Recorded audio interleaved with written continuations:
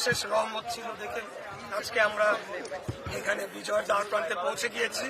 তবে এই আসন শুধু নয়, ঢাকা শহরের টোটাল ভোট অ্যানালিসিস করে দেখতে হবে।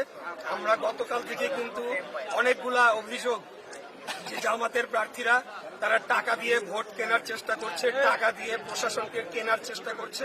সূত্রাপুর থানার জামাতের নায়েবে আমির টাকা বিতরণ করতে গিয়ে সহকারী প্রিজাইডিং অফিসারের সাথে টাকা বিতরণ করতে গিয়ে ধরা পড়েছে এবং 2 দিনের জেলকে তাকে কারাদণ্ড দেওয়া হয়েছে। তো আমাদেরকে এখন গভীরভাবে পর্যালোচনা করতে হবে। এই সরকার বরাবরই আমরা বলে আসছি তারা পক্ষপাতিত্বমূলক আচরণ করছে, জামাত এবং এনসিপির প্রতি তারা পক্ষপাতিত্ব করেছে। এই সরকারের উপরে আমাদের আগে থেকেই আমরা বলে আসছি। তো যাই হোক, আমাদের যে সারা বাংলাদেশে যে ধানের শীষের যে জোয়ার উঠেছে, সেই জোয়ারে বর্তমান সরকার, জামাত, এনসিপি সবাই মিলেও কারচুপি করে আমাদেরকে ঠেকায় রাখতে পারে নাই।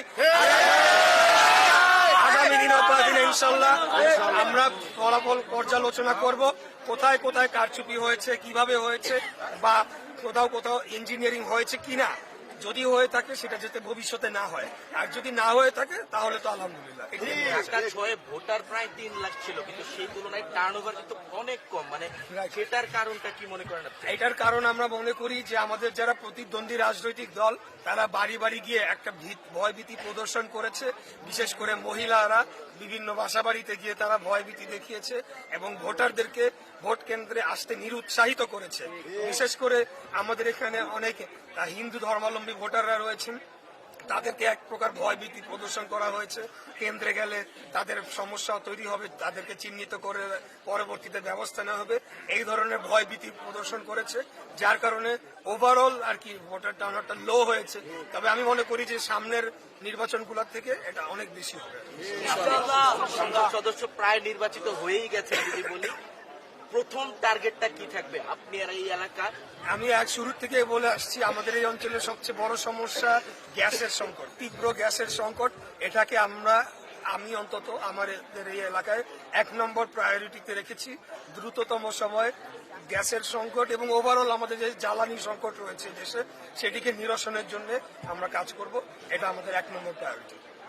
বিজয় মিছিল হচ্ছে না, মানে কোনো কারণে আপনি বন্ধ রাখবেন নাকি আগামীকাল করবেন? মানে আমাদের যারা সর্বস্তরের নেতা কর্মীরা গত 2 দিন তারা ঘুমাতে পারে নাই, তারা নিরলস পরিশ্রম করেছে, তারা ভোট কেন্দ্র পর্যবেক্ষণ করেছে, সারাদিন ভোট কন্ডাক্ট করেছে এবং বিভিন্ন জায়গায় আমাদেরকে প্রতিকূল